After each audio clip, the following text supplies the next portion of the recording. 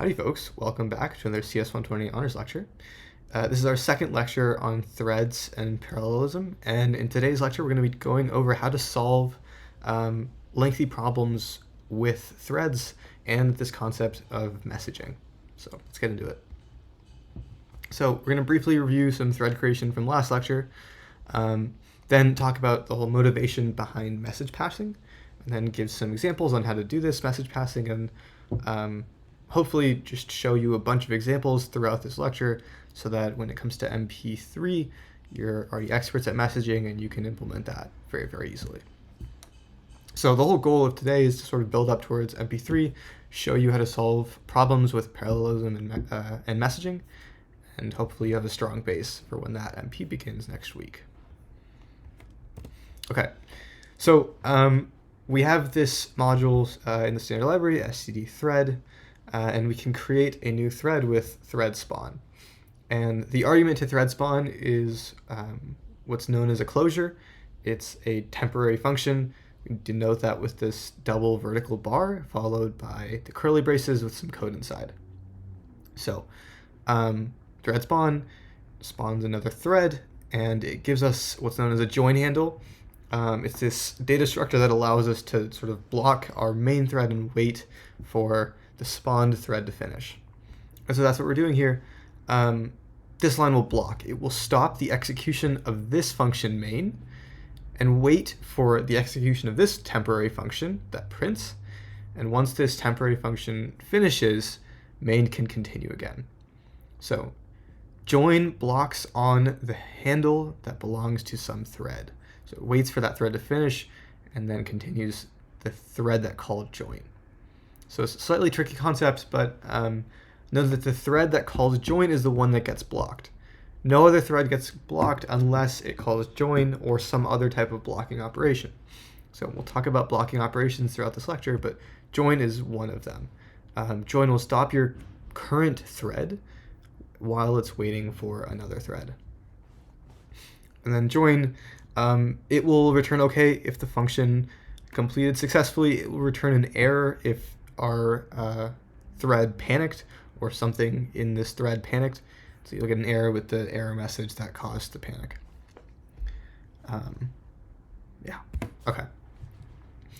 So blocking functions, there are these functions that stop the current thread until some function returns, until this blocking function returns. And so we talked about this notion of a join handle. It's a data structure that gives you permission to join on a thread. Joining on a thread means you stop the current thread that is calling join until the thread that is associated with this join handle finishes. So block the program until the thread terminates. Thread spawns a single thread and returns a join handle for it. It gives you this data structure that corresponds to the thread that was just created. And join handle.join blocks the calling thread, blocks the thread that calls join until this thread that owns the join handle finishes. Again, if the thread panics, you get an error on join. Otherwise, you get OK. So you can call unwrap on join, but do so with caution. Make sure your code doesn't panic. Otherwise, the unwrap will also panic in the main thread. Okay, so now we have this notion of spawning multiple threads. So we can just have a simple for loop and create a bunch of threads in them. And we had to make sure that in our main thread, we joined all of them. So we had this example in the last lecture where if we don't call join, we could be creating threads, but we're not waiting for them to finish. So we get to the situation where we have a bunch of threads created and only a couple of them finish because the main thread already finished. So if your main thread finishes, all other threads that belong to the program won't be able to finish themselves. So that's why we call join on all of them. So this for loop, as we go through, we get a join handle for each thread we create, put it into a vector of our join handles, and then in the main thread, join on each one of them. So I want to point out this code, sort of all threads are executing sequentially. So when we create a thread with index 0, we're not waiting for thread 0 to finish before starting thread 1. The only thread that's waiting is the main thread. The main thread is the one that calls join, so the main thread is waiting on thread 0 in this first pass of the loop. And once thread 0 finishes, it begins waiting for thread 1. However, when our threads are spawning, when they're running, thread 0, 1, 2, all the way to 9, those can be running in parallel, depending on how your computer decides to run them. The only thing that gets blocked is the main thread, and the main thread gets blocked down here. So the threads are all created by the point we reach this for loop. So you have up to 10 threads running in parallel, and your main thread running alongside that, waiting for these threads to finish. So don't confuse joining, stopping the thread creation. Joining simply stops at the location where it's called. So the threads will all get created. They will all be free to run. It's just the main thread gets blocked. Okay. And then in the last lecture, we also covered this move keyword. So just slight side note, if you have variables that are copyable, they implement the copy trait, so all primitive types. Move simply says, when you use them in this thread, just make a copy, send it to the thread, because threads must own the data. Threads are a scope, they're a function, so all variables within them either get moved into them or they get cloned and passed in. Try to avoid references when using threads. It gets a little tricky because that depends on this concept of lifetimes. So threads should always own the data that they operate on, just to make your life easier and just to make your code simpler and easier to understand. And then we said, if the type is not copyable, if it's only clonable, you make a clone of the data and then send it to the thread. If you want to continue using the data down the line, if you don't care about the data down the line, just send the original copy and you'll move ownership. Okay. So, like I was saying, we have this string here that we care about using. We care about giving it to every other thread. So we want to make a clone of it for each thread that we spawn so that we can clone it again in the future and keep using it. So if you have types like strings or other structures or whatever the type is, vectors, make sure you either make a clone or convert it into an owned copy and then move that owned copy into the thread. Okay. So just a quick recap. The move keyword means either transfer ownership of the data to the new thread or copy that data, not clone it. So primitive types get copied. Non-primitive types like strings or vectors, they get moved into the thread. So remember, call.clone on data types that can't be copied, so that you can retain a copy in the main thread and also give the thread a copy. Okay, so now onto the main point of today's lecture, solving problems with parallelism. So we talked about parallel execution in the last lecture. So you're splitting up this large computation into different parts. And so the way you solve this with threads is you solve a different part of the problem, solve them at the same time, and then at the end, potentially combine the results back together to get your answer. So you give a little piece of work to each thread works on it in parallel, hopefully, and at the end, you can hopefully speed up your processing time. I should note that this is very, very sort of computer dependent. It depends on the number of CPUs in your computer. So yes, you can speed up performance with threads on a single processor, depending on how you code things. But to get a large speed up by just adding in threads, you do need to have multiple CPUs so that each CPU can work in parallel alongside each other. But that is out of the scope of this class. That's the sort of architecture level problem. Anyways, so at the end of our sort of program, we've spawned all these threads. Each thread has worked on its own piece of the problem. Now we want our threads to communicate results back to the main thread so the main thread can combine them. So throughout all these examples, we've sort of just given data to threads. Threads just print stuff, they do a small piece of computation, and then they stop, they quit. What we want is we want to combine the solution in the main threads. We want threads to send data back to the main thread. So we have this main thread, it has a giant piece of data, and so we're going to split it into a bunch of different parts. And so this is the sort of approach you'll be taking on MP3. I believe you'll also be taking it on homework 11. Your main thread has this large chunk of data, you split it into parts, and send it off to each thread. And I should note, you move it, so you're giving ownership of this copy to the main thread.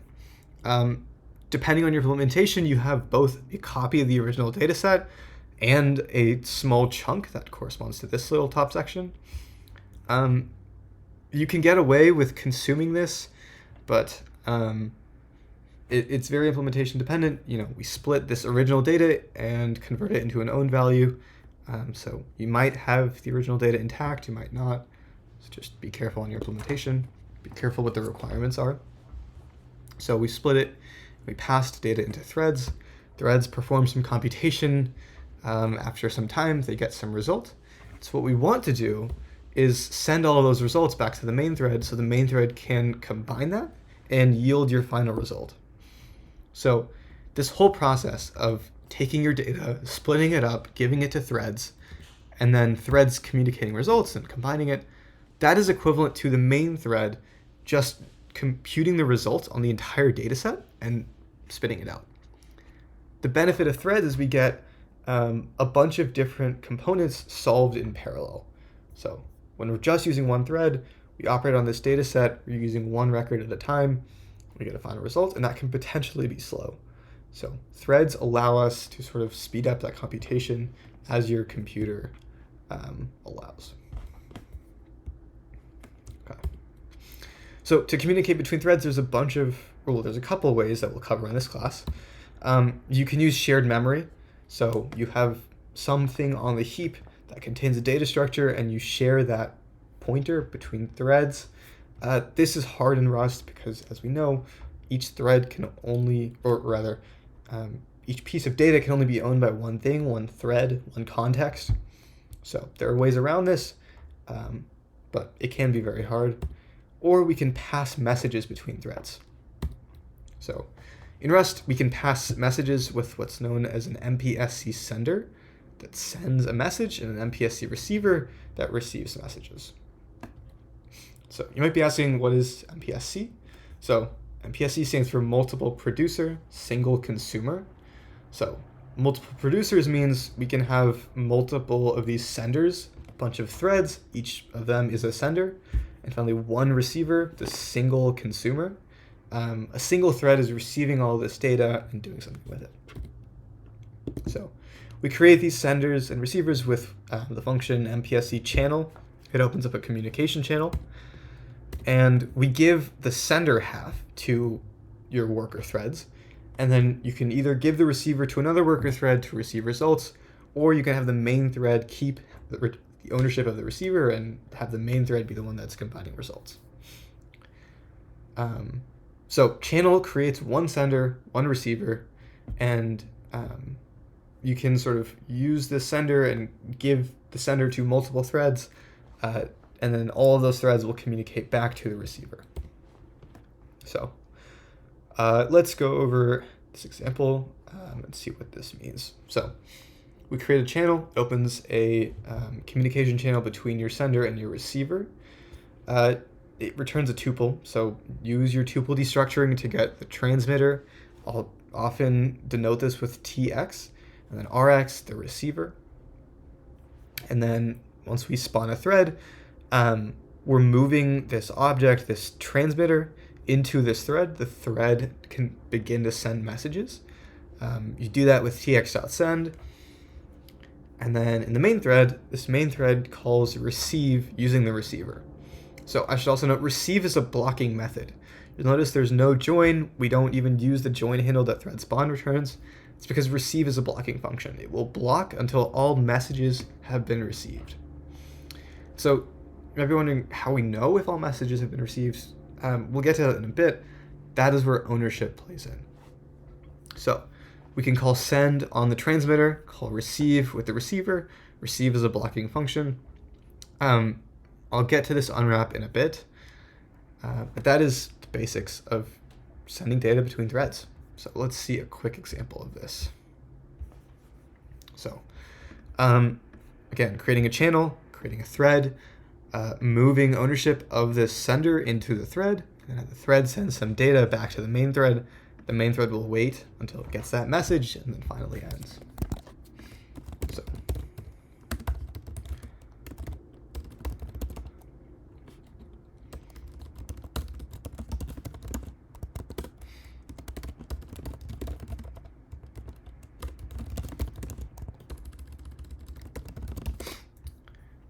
all right, there we go. So spawn the thread sends a message, and we get this notification that the thread sent a message. The main thread will wait until it gets a message, and then finally the program will exit. So super basic. This is just with one thread. You might be wondering how we do this with multiple threads.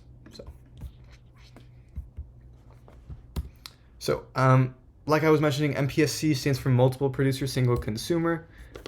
You get this MPSC module in Rust that provides message-based communication using these channels. So the one thing I didn't cover is that senders are clonable. This is how you're able to have multiple producers. So you clone your sender and give one of these cloned senders to your thread. Then the threads, each of those threads has what's known as a send half, and the threads can use the send half to send messages to that one receiver. So the senders are clonable, the receivers are not. So you clone the sender, clone the transmitter, move the cloned transmitter to a thread. If you're only using one thread, you don't need to worry about this cloning, but if you want to send or pass this send half to multiple threads, you want to be able to clone it so that you can use it again in the main thread. Then you send messages within your threads, and then whoever owns the receiver is going to receive these messages and perform some computation with it. So like I mentioned, you'll often see TX used as a shorthand for the transmitter and RX used as a shorthand for receiver in any sort of communication or messaging context. Okay. And like I was mentioning, there's no join handle because rx.receive blocks the current thread of execution until it receives a message. So you'll get an OK value with M inside, where M is your message. Or all transmitters go out of scope. So that is the other case. You know when you're done receiving messages when there are no more send halves in scope and alive. So back in our simple example, so our program knows, well, we're not doing a loop in this, but if we called rx.receive again after print line, we'd get an error value because all of our senders are out of scope. Our thread has finished, it's notified us that we sent a message, then TX gets dropped right here. So calling rx.receive again would give us an error value. That would mean our sender, or rather all of our senders, have finished sending messages. So that is how ownership plays into this amazing pattern.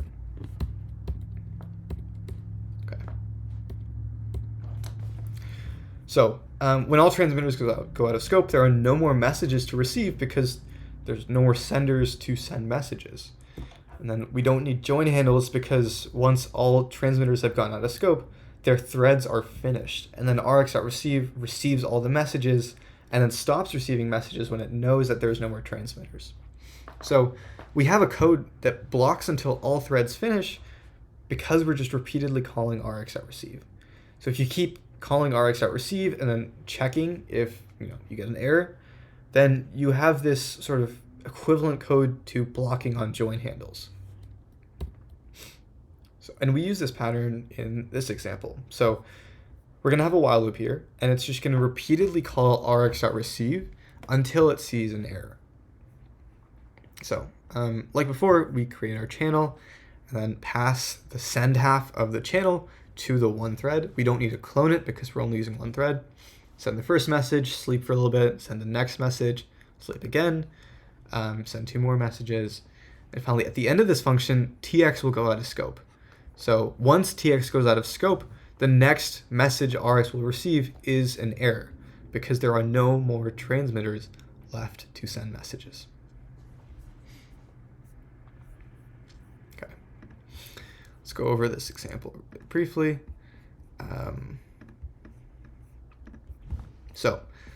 Create a channel. We pass the sender half to the thread. Sender half, or rather the thread, uses the sender half to send messages back to the main thread. And so this args.receive will block until it either receives an OK or an error. Once it receives an error, this loop will stop and then continue on. And I'll go over this while let pattern, this monkey new syntax, in a later slide. So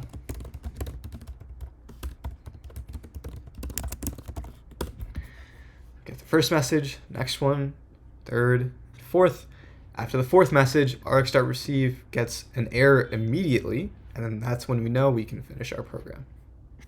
So this is a super, super powerful construct that allows you to sort of block your thread, block your program from finishing until all messages have been received and all threads have gone out of scope.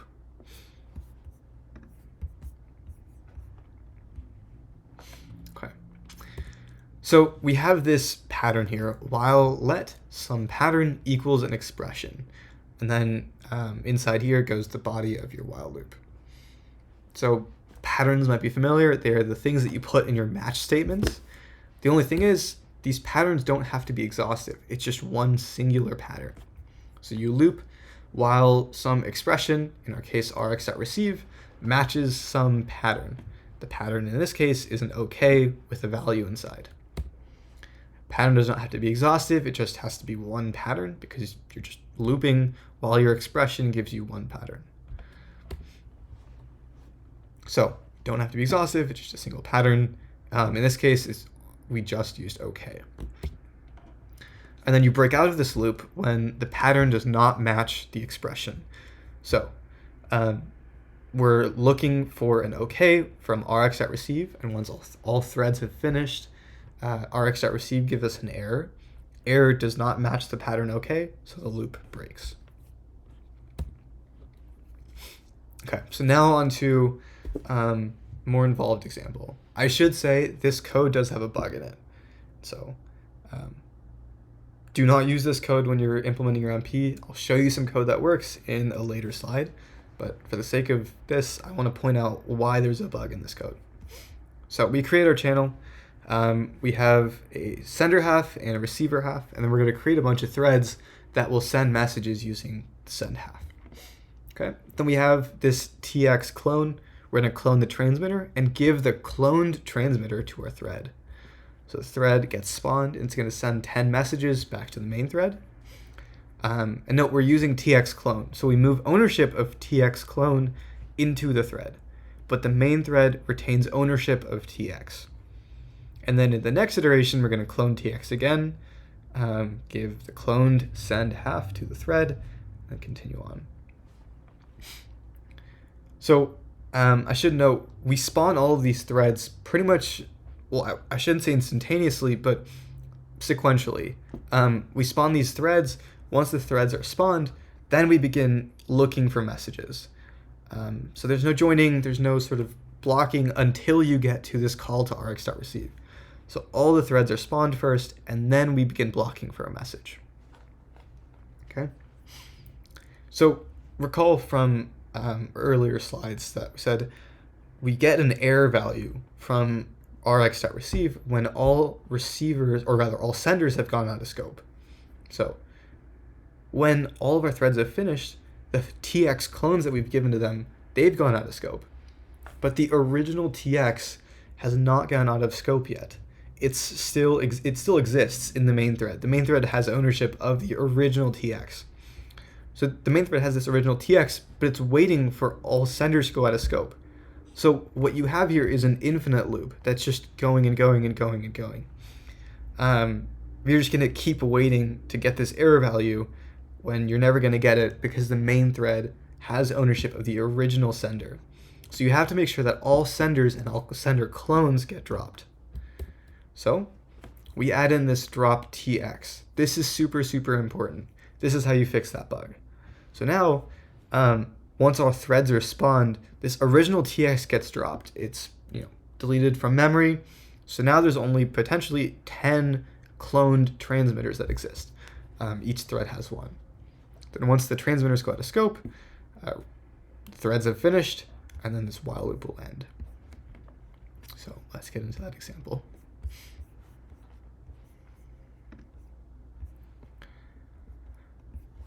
All right.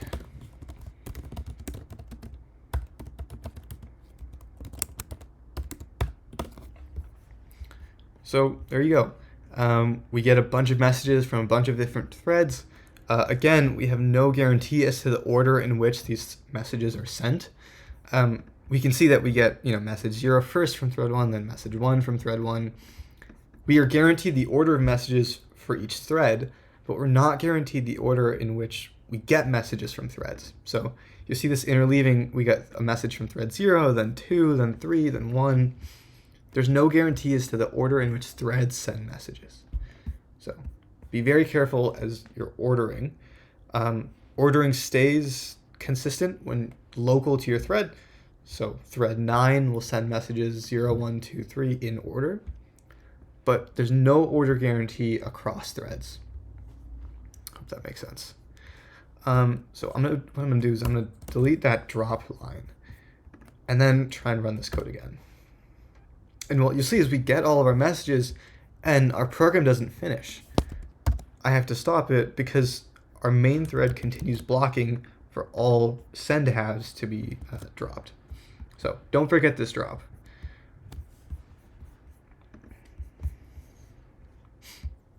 All right.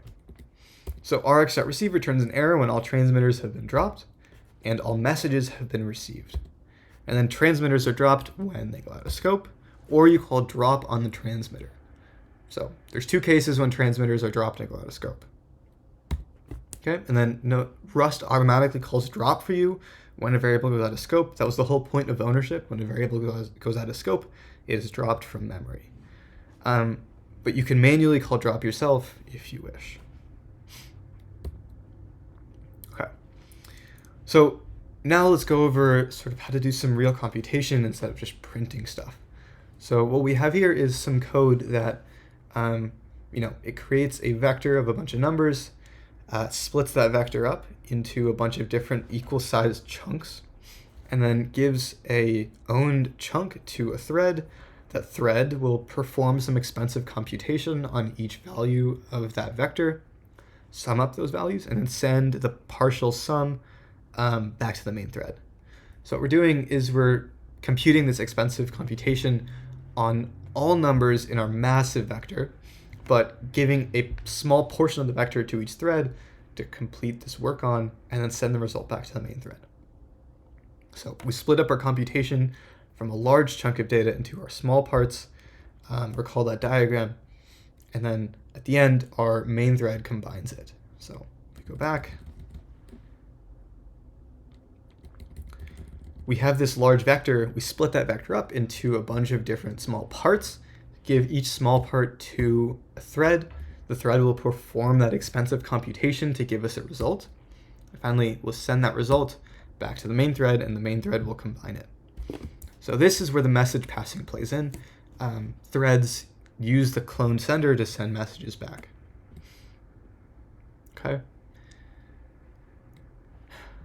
All right, so let's briefly go over this example. Okay, so I want to do a quick experiment. So I have this exact same code that performs the same expensive computation, except it does it in one thread. It just creates that large vector, and then performs that expensive computation in a single thread, and then prints that out. This code spawns the threads, gives a small part of that computation to the thread computes that partial computation, and sends the result back to the main thread. So there's a lot more overhead as to performing the computation than just doing it in one thread, but I want to show you the performance benefits. So in one terminal, I'm going to run the serial code, so the one thread, and then in another terminal, I'm going to run this parallel code. So I'm going to time it, run that,